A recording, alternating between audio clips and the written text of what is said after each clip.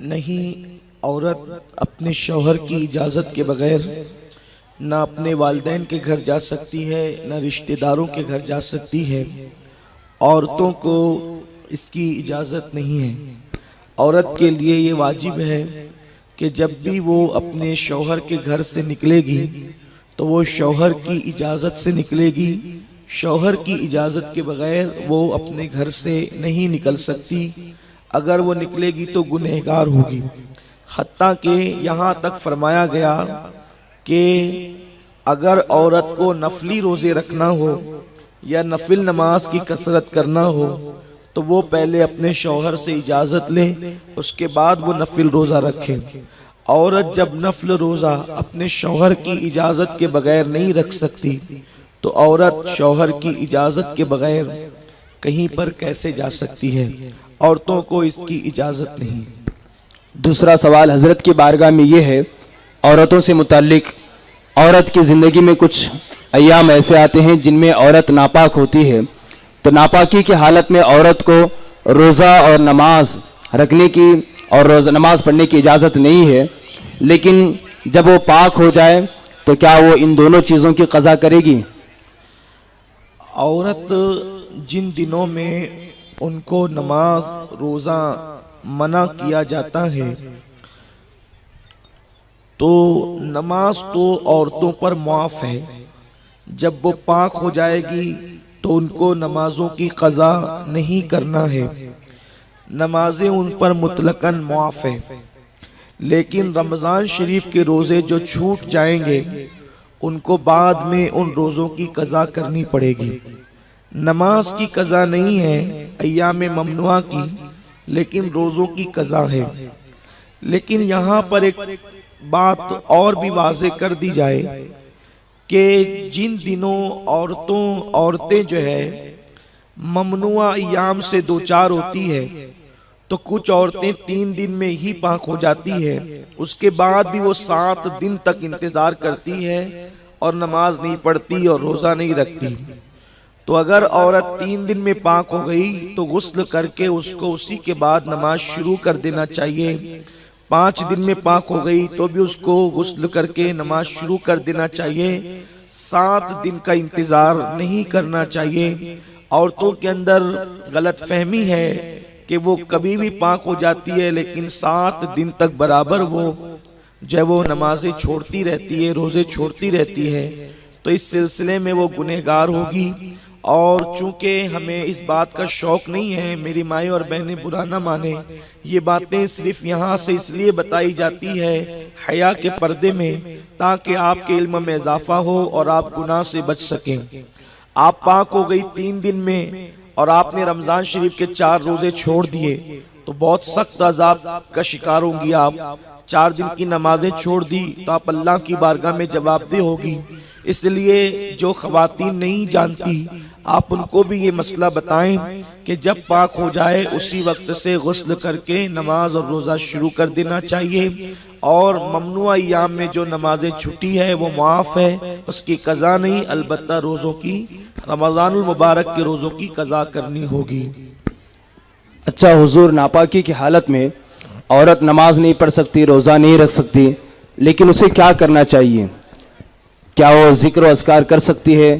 کیا ملا سکتی ہے؟ کیا وہ فاتحہ کی محفل میں شرکت کی سعادت حاصل کر سکتی ہے؟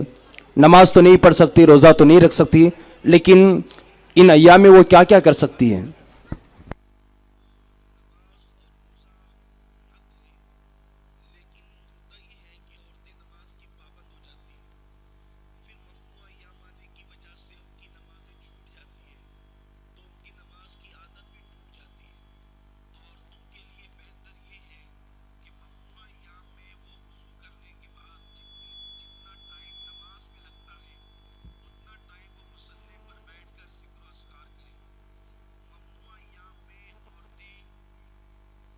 اذکار بھی کر سکتی ہے، درود شریف بھی پڑھ سکتی ہے، اور فاتحہ کا کھانا بھی بنا سکتی ہے، اور وہ فاتحہ کا کھانا کھا بھی سکتی ہے۔ البتہ وہ ممنوع ایام میں فاتحہ نہیں دے سکتی۔ اس کی وجہ یہ ہے کہ فاتحہ میں قرآن مقدس کی تلاوت کرنی ہوتی ہے، اس وجہ سے وہ فاتحہ نہیں دے سکتی.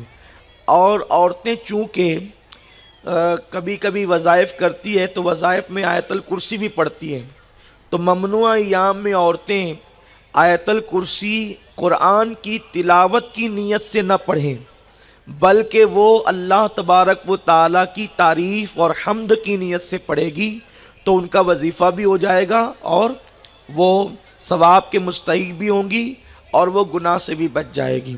اسی طرح اگر ان کو قل پڑھنا ہو تو قل کے الفاظ ہٹا کر ہو اللہ احد سے وہ پوری سورہ اخلاص بھی پڑھ سکتی ہے اللہ کی حمد کی نیت سے، اللہ کی تعریف کی نیت سے. قل ہٹا کر ہو اللہ احد وغیرہ.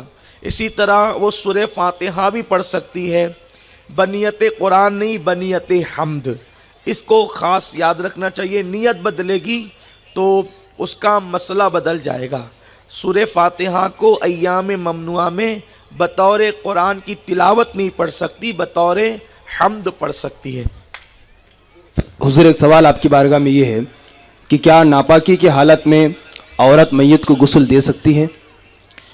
ناپاکی کی حالت میں عورت میت کو غسل دے سکتی ہے، اس میں کوئی حرج نہیں ہے. اس کی وجہ یہ ہے کہ عورتیں اس حالت میں کھانا بھی پکا سکتی ہے اور شوہر کے ساتھ زندگی بھی گزار سکتی ہے، سوائے جو ہے وہ وظیفہ زوجیت کے وہ اپنے شوہر کے ساتھ زندگی بھی گزار سکتی ہے. تو چونکہ بیان کیا گیا کہ عورت کو جو ناپاکی ہے وہ ناپاکی اس کے ہاتھ میں منہ میں تھوڑی ہے، وہ تو جب ظاہر سی بات ہے اس کے ہاتھ میں اور منہ میں وہ ناپاکی نہیں ہے، تو ایسی صورت میں وہ اپنے ہاتھوں سے اگر کوئی دوسری عورتیں نہ ہو، اس کا خیال کریں، اگر کوئی دوسری عورت نہ ہو تو ناپاک عورت بھی میت کو غسل دے سکتی ہے.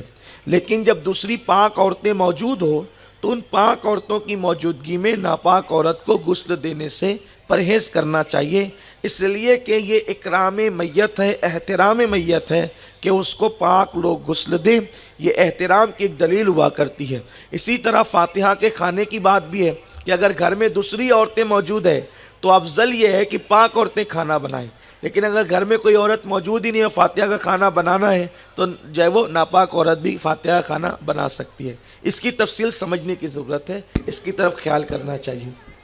ماشاءاللہ علامہ سید امین القادری صاحب قبلہ قرآن و حدیث کی روشنی میں بڑے ہی اچھے انداز میں آپ کے سوالوں کے جوابات دے رہے ہیں. میری ماں اور بہنوں سے گزارش کرتا ہوں کہ آپ کی آواز ہمارے کانوں سے ٹکرا رہی ہے، خاموشی کے ساتھ بیٹھ کر کے حضور کے جوابات کو سماعت کریں اور اپنے علم میں اضافہ کرنے کی کوشش کریں. حضور کی بارگاہ میں ایک سوال یہ ہے کہ عورت اپنے شوہر کے بغیر کتنے کلومیٹر کا سفر طے کر سکتی ہے، یعنی وہ کہاں تک جا سکتی ہے؟ دیکھیے ایسا ہے کہ شوہر کی قید نہیں ہے بلکہ محرم کا تذکرہ ہے کہ عورت اگر بغیر محرم کے کہیں جانا چاہیں تو وہ 92 کلومیٹر سے کم کا سفر بغیر محرم کے کر سکتی ہے، جس کو شرعی سفر کہتے ہیں. وہ 92 کلومیٹر ہے، اس سے زیادہ ہیں. جیسے نماز جہاں قصر ہو جاتی ہے تو وہ سفر عورتیں محرم کے بغیر نہیں کر سکتی. باقی اگر عورت اس سے کم کا سفر کرنا چاہیں تو وہ محرم کے بغیر کر سکتی ہے. لیکن یہ پرفتن دور ہے تو محرم کے بغیر کرنے کا مطلب یہ نہیں ہے کہ وہ اکیلی چلی جائے. عورت تو گھر سے بھی محلے سے دوسرے محلے میں اکیلی نہ جایا کرے، یعنی کوئی دوسری عورت کے ساتھ، بہن کے ساتھ، ساس کے ساتھ، ننند کے ساتھ اگر وہ ایسے کہیں جانا چاہتی ہے تو وہ 92 کلومیٹر سے کم کا سفر طے کر سکتی ہے. اس سے زیادہ کا سفر طے کرنے کی اجازت نہیں ہے. اگر عورت 92 کلومیٹر سے زیادہ کا سفر طے کرنے کے لیے نکلے گی تو جتنے قدم چلے گی اس پر وہ گنہگار ہوگی، حتیٰ کہ وہ محرم کے بغیر نہ سفر حج کر سکتی ہے نہ سفر عمرہ کر سکتی ہے.